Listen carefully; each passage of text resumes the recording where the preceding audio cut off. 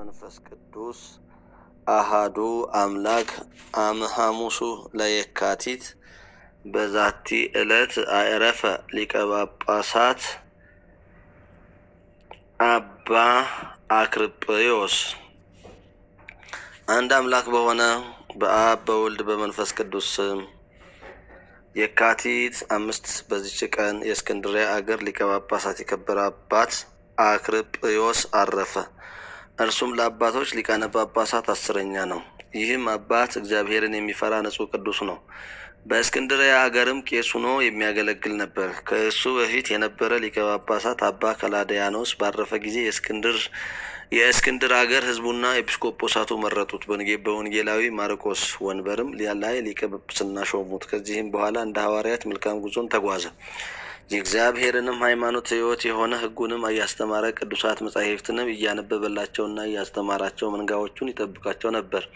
ሁልጊዜም ይመለከታቸዋል። አንድ የብር አላድን ወይም አንድ የወርቅ ዲናርን ጥሪት አላኖረም። ከዕለት ምግቡ ከቁርና ከሐሩር ስጋውን ከሚሸፍንበት ልብስ በቀር ምንም አላከማችም። በዚህም ተጋድሎ 12 ዓመት ኑሮ ጌታችንንም አገልግሎ በሰላም አረፈ። ለእግዚአብሔር ምስጋና ይሁን፣ እኛንም በጸሎቱ ይማረን፣ በረከቱም ከእኛ ጋር ትኑር ለዘላለሙ አሜን። አርኬ ሰላም ለአክርጵዮስ ድህረ ከላዲያኖስ ዘቆመ ሞጣይተ ጳጳሳት ይትአጸህ ዘበሃይማኖት እኑመ ከዊኖ መሐሬ ወመስተሳልመ እምደ መርኤቱ ኢተሰቆቆ ፍጹመ ተረፈ ሲሳዩ ወልብሱ አሃደ ድርህመ። በዚችም ዕለት ተጋዳይ የሆነ አባት ጴጥሮስ የተባለ አባ ብሶይ አረፈ። እርሱም ከላይኛው ግብፅ አክሚም ከሚባል ከተማ ነው። በጎልማሳነቱም ጊዜ የከፉ ስራዎችን የሚሰራ ሆኖ ነበር። በመብላትና በመጠጣትም ይደሰት ነበር። እግዚአብሔርም የነፍሱን ድህነት ሽቶ ጽኑ ደዌ ያመጣበትና ለመሞት ተቃረበ። ነፍሱንም በተመስጦ አውጥተው የስቃይ ቦታዎችንም ጥልቅ የሆነች ጉድጓድንም አሳዩት። በዚያም ብሩህ ልብስ የለበሱ ሰዎች አሉ። በእጆቻቸውም የሰው በድን ነበረ። 4 ክፍል አድርገው ለያዩትና የሰውን ገንዘብ የሚሰርቀውን ሁሉ እንዲህ ያደርጉበታል አሉት። ይህንንም ነገር በሰማ ጊዜ ጮኸ፣ ከልቡም አዝኖ አለቀሰ። ከዚህም በኋላ ነፍሱ ተመለሰች። ዓይኖቹንም ወደ ሰማይ አቅንቶ ጌታዬና ፈጣሪ ከዚህ ደዌ ካዳንከኝ እኔ ስለ ኃጢአቴ ንስሐ በመግባት በፍጹም ልቡናዬ አመልክሃለሁ። ከእንግዲህም ከቶ ለዘላለሙ የሴት ፊት አላይም አለ። በዚያንም ጊዜ ከደዌው አዳነውና ተነስቶ ብንዋይ ወደሚባል ገዳም ሄደ። መነኮሳቱም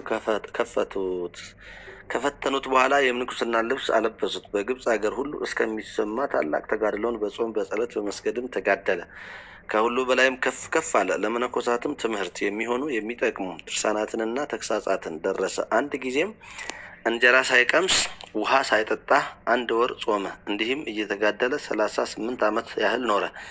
መላዋንም ሌሊት በጸሎትና በስግደት በመትጋት ቁሞ ያድራል። ሰዎች የሚሰሩት ሁሉ ጻድቅም ቢሆን ኃጢአተኛም ቢሆን በፊቱ ግልጥ ሆነ። ከዚህም በኋላ ጥቂት ታመመና በሰላም አረፈ። ለእግዚአብሔር ምስጋና ይሁን፣ እኛንም በጸሎቱ ይማረን፣ በረከቱም ከእኛ ጋር ትኑር ለዘላለሙ አሜን።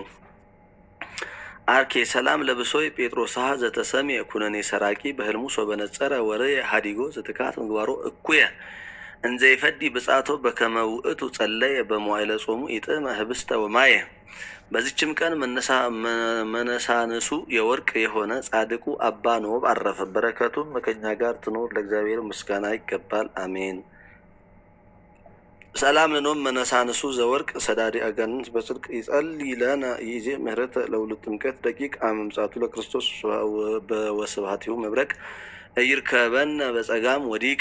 በዚችም ዕለት በአስቄጥስ ገዳም በሰማዕትነት የሞቱ የ49 መነኮሳት መታሰቢያቸው ነው። የሮሜ ሊቀ ጳጳሳት የአቡሊዲስም መታሰቢያው ነው። ዜናውም በዚህ ወር በ6 ተጽፏል። ደግሞ የቡላ የአሞኒ የእብሎይ እናት የአበያ መታሰቢያቸው ነው። በረከታቸውም ከእኛ ጋር ትኑር ለእግዚአብሔር ምስጋና ይሁን አሜን። አርኬ ሰላም እብል ለፍልሰተ ስጋሆሙ ቅድስት በደብረ መቃረ ዮስአብ ሀበታህን 7 ወተጻቱ ሰማዕታት ሰረጸሎሙ ብንያሚን በመካኖሙ እውቅት በዓለ ፍልሰቶሙ ዘገብረ በዛቲ ዕለት ሰላም ለከ አቡልዲስ አቡነ ዘደለወከ ተሰማይ መምህር ዓለም ካህን መልዕልተ ቀላይ በድንከ ሶበጸለለ ዳይነ አስተሃፈረ ወአሄሰረ ዘወገሩከ እልዋነ በውስተ እግርከ አሲሮሙ እብነ። በዚችም ቀን አስቀድሞ ራሱን ለኃጢአት አስገዝቶ የነበረ ጽኑ ተጋዳይ አባ እብሎይ አረፈ። ይህም የበጎች አርቢ ራሱን ለሰይጣን በማስገዛት ከኃጢአት ስራ ምንም የቀረው የለም።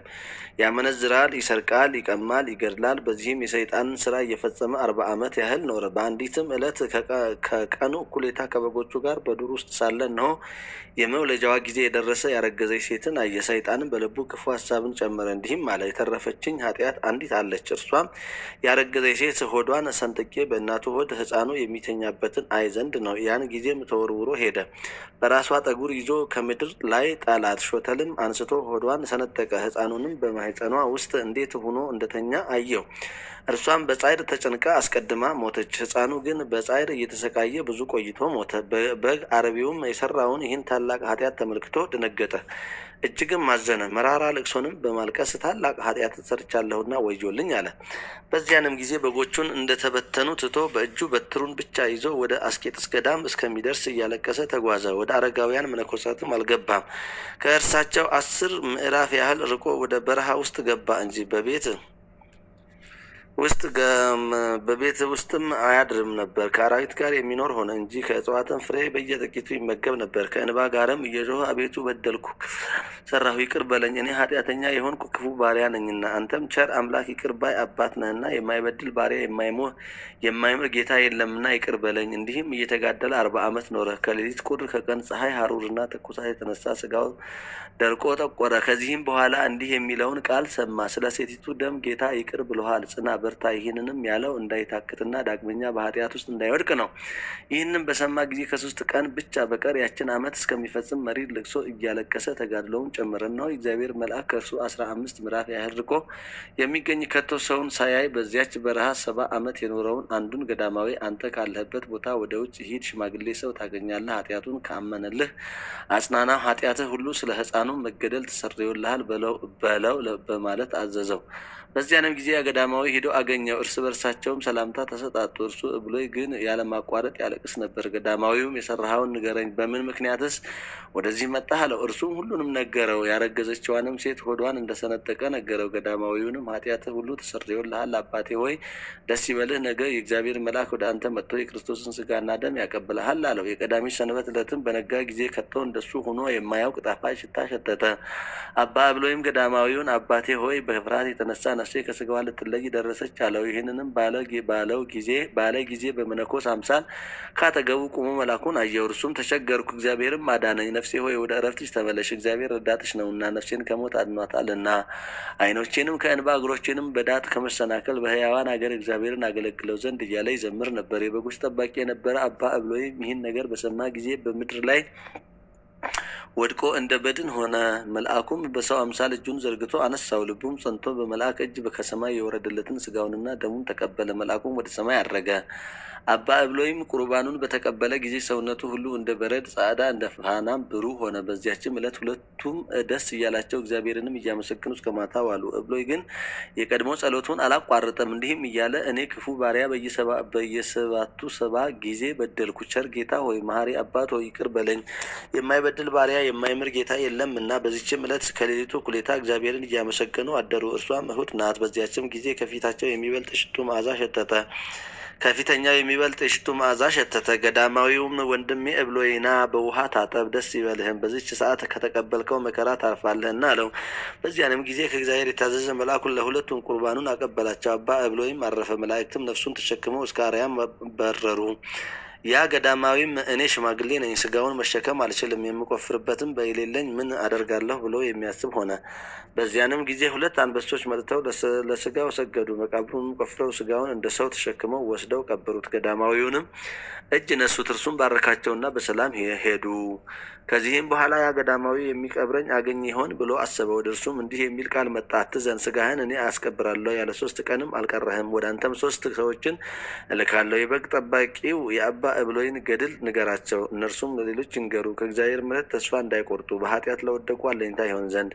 በማግስቱም 3 ሰዎች መጡ። እርሱም የበግ ጠባቂውን የአባ እብሎይን ተጋድሎ ነገራቸው። እነርሱም እጅግ አድንቀው ጻፉት። ከገዳማዊውም ዘንድ እስከ 3 ቀን ተቀመጡ።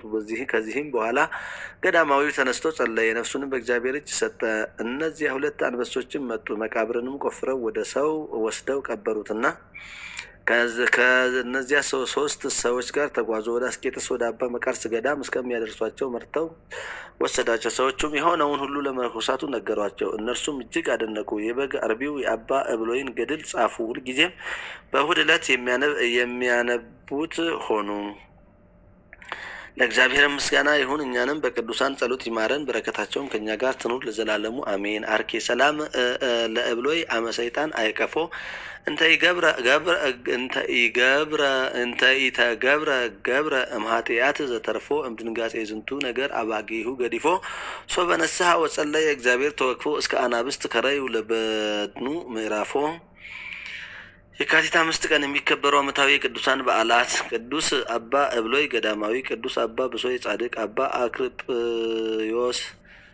49 አረጋውያን ሰማዕታት ፍልሰታቸው፦ ቅዱስ አሞኒና ሚስቱ፣ ቅድስት ሙስያ የታላቁ እብሎይ ወላጆች፣ አባ ኖብ ጻድቅ መነሳንሱ ዘወርቅ። ወርሃዊ በዓላት፦ ቅዱስ ጴጥሮስ ሊቀ ሐዋርያት፣ ቅዱስ ጳውሎስ ሐዋርያ፣ አቡነ ገብረ መንፈስ ቅዱስ፣ ቅዱስ ዮሐኒ ኢትዮጵያዊ፣ ቅዱስ አሞኒ ዘናሂሶ። አምላክ በበረከታቸው ይባርከን። 100 በግ ያለው ከእነርሱም አንዱ ቢጠፋ 99ኙን በበረሃ ትቶ የጠፋውን እስኪያገኘው ድረስ ሊፈልገው የማይሄድ ከእናንተ ማን ነው?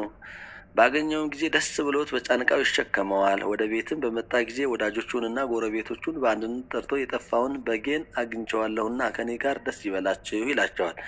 እላችኋለሁ እንዲሁ ንስሐ ከሚያስፈልጋቸው ከ99 ጻድቃን ይልቅ ንስሐ በሚገባ በአንድ ኃጢአተኛ በሰማይ ደስታ ይሆናል። ሉቃስ 15 ቁጥር 3 እስከ 7።